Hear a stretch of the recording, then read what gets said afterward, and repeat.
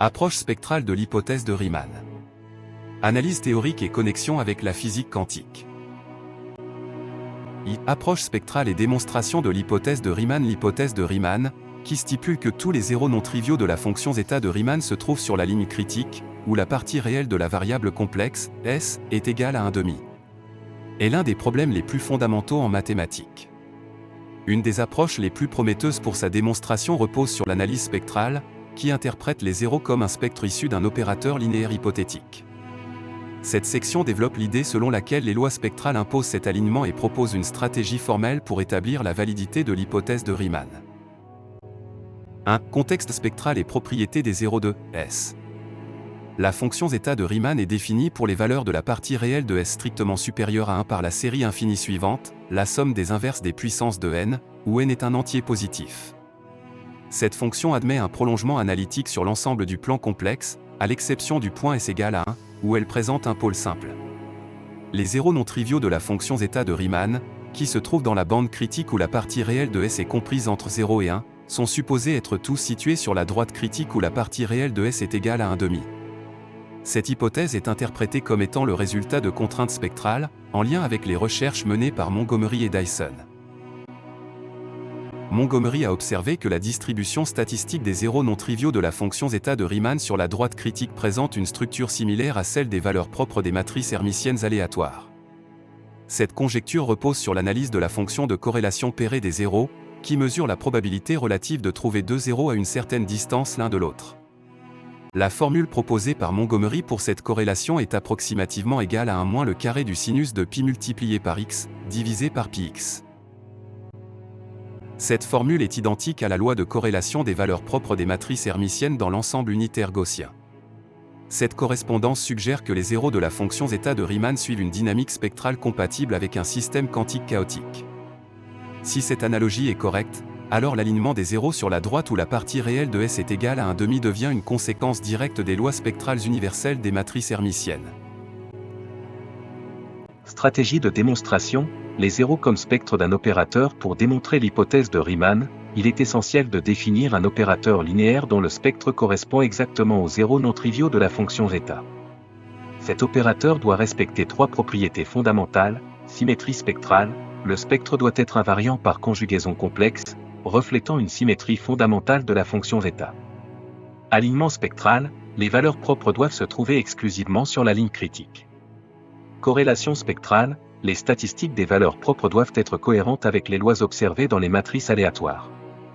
Un candidat naturel pour cet opérateur pourrait être dérivé de concepts issus de la physique mathématique ou des systèmes dynamiques quantiques. Un candidat naturel pour cet opérateur pourrait être dérivé de l'analyse de la transformation de Mellin inversée ou d'un système dynamique quantique lié à la fonction zeta de Riemann. 2 preuves potentielles basées sur les lois spectrales. La démonstration pourrait s'articuler autour des étapes suivantes. 1. Construction d'un opérateur spectral, construire explicitement un opérateur linéaire auto-adjoint et sur un espace fonctionnel approprié, dont le spectre correspond aux zéros non triviaux de la fonction zeta de Riemann. Un exemple hypothétique serait le lien entre la fonction zeta de Riemann et l'opérateur de Laplace Beltrami agissant sur une variété hyperbolique.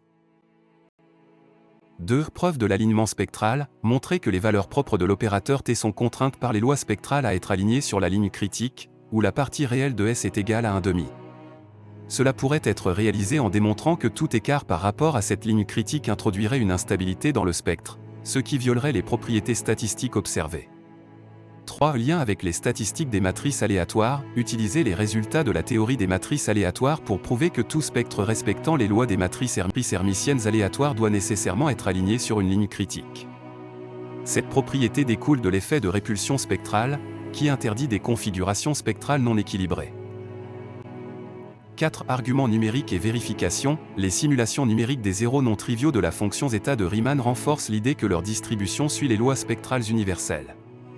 En combinant ces résultats numériques avec des preuves analytiques basées sur les opérateurs spectraux, il serait possible de démontrer rigoureusement que les zéros de la fonction zeta de Riemann respectent l'alignement sur la ligne critique où la partie réelle de S est égale à 1/2. 5. Conséquences théoriques, si cette approche réussit, elle offrirait une preuve rigoureuse de l'hypothèse de Riemann, tout en révélant une connexion profonde entre la théorie des nombres et la physique mathématique. Cela ouvrirait la voie à une reformulation des théorèmes classiques de la théorie analytique des nombres dans un cadre spectral, apportant de nouvelles perspectives sur les propriétés fondamentales des nombres premiers. En somme, l'approche spectrale offre une voie prometteuse pour démontrer l'hypothèse de Riemann. En reliant les zéros de la fonction zeta de Riemann aux propriétés spectrales d'opérateurs linéaires, cette méthode repose sur des principes solides issus de la physique mathématique et de la théorie des matrices aléatoires.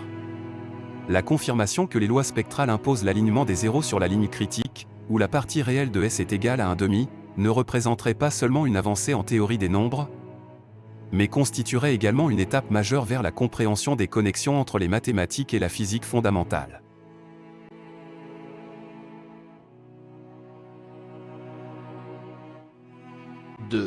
Développement et réalisation, identification d'un opérateur linéaire O en correspondance avec les zéros non triviaux de la fonction zeta de Riemann.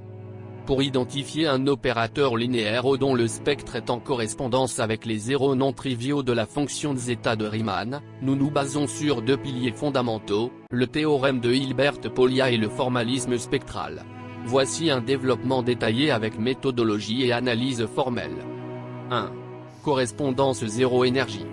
Un théorème de Hilbert-Polya. L'idée centrale est que les zéros non triviaux de la fonction zeta de Riemann, notés ρ égaux à 1/2 plus I gamma, pourraient être interprétés comme des valeurs propres, énergie, d'un opérateur hermitiano défini sur un espace de Hilbert. Propriété souhaitée de O. Auto-adjoint, cela garantit que les valeurs propres sont réelles, assurant ainsi que les gammas des zéros ρ égaux à 1/2 plus I gamma sont des nombres réels. Spectre discret, cela est conforme à la discrétisation des zéros non triviaux de la fonction zeta de Riemann. Lien direct avec la fonction zeta de Riemann, les propriétés spectrales de O doivent reproduire celles de la fonction zeta de Riemann. Une point de motivation physique. En physique quantique, un Hamiltonien H décrit les niveaux d'énergie d'un système. De manière analogue, nous postulons que O est un opérateur associé à un système dynamique, potentiellement chaotique, dont les énergies correspondent au gamma. 2. Formalisme spectral. Une construction de O et sa fonction de partition. La fonction de partition Z de t est un outil central pour relier O à la fonction zeta de Riemann. Nous définissons Z de t égale à la trace de l'opérateur exponentiel de moins t fois O, où la trace désigne la somme des valeurs propres de l'opérateur exponentiel. Si O a des valeurs propres lambda n, alors, Z de t est la somme de E puissance moins t fois lambda n. Lien avec la fonction zeta de Riemann. L'idée est de relier Z de t à la fonction zeta de Riemann via une transformation intégrale. Z de t est approximativement l'intégrale de 0 à l'infini de E puissance moins t fois s, multiplié par la fonction zeta de Riemann de s, ds. Ainsi, l'étude spectrale de O permet de reconstruire les de la fonction zeta de Riemann. 2 points de construction de l'opérateur O. Hypothèse spectrale, O est construit pour que ses valeurs propres, lambda n égale à gamma n, soient les parties imaginaires des zéros n égaux à 1/2 plus I gamma n.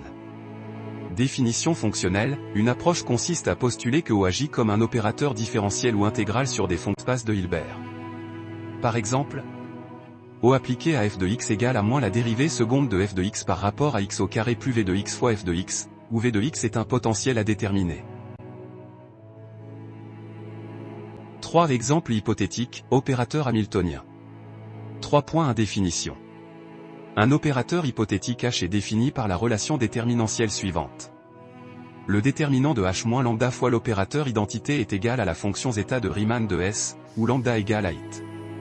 Conséquence. Si, alors lambda égale à it implique que les zéros, égales à 1/2 plus I gamma, sont alignés sur la ligne critique où la partie réelle de S est égale à 1/2. Cette relation établit un lien direct entre le spectre de H et les zéros de la fonction zeta de Riemann. 3 points de définition opérationnelle. Une implémentation pratique consiste à construire H comme un opérateur des conditions aux limites spécifiques. Par exemple, H égale à moins la dérivée seconde de f de x par rapport à x au carré plus v de x, avec v de x choisi de manière à reproduire les propriétés spectrales de la fonction zeta de Riemann. 4 résultats anticipés et vérification. 4 points à vérification par la fonction de partition. Calculer z de t égale à la trace de l'opérateur exponentiel de moins t fois O, et vérifier sa correspondance avec la fonction zeta de Riemann via la relation intégrale. Z de t est approximativement l'intégrale de 0 à l'infini de e puissance moins t fois s, multiplié par la fonction zeta de Riemann de s, ds. 4.2 Vérification numérique. Simuler les valeurs propres de h et les comparer aux parties imaginaires gamma n des zéros non triviaux de la fonction zeta de Riemann. Vérifier les propriétés statistiques des écarts normalisés entre gamma n pour voir s'ils suivent une distribution de type Winier-Dyson. Conclusion. L'identification d'un opérateur correspond aux zéros de la fonction zeta de Riemann repose sur l'interprétation de ces zéros comme des niveaux d'énergie d'un système dynamique chaotique. En utilisant le formalisme spectral et des outils de la théorie des matrices aléatoires, il est possible de valider cette hypothèse et de renforcer le lien entre la fonction zeta de Riemann et la physique quantique. Pour poursuivre, des simulations numériques pour valider les prédictions théoriques.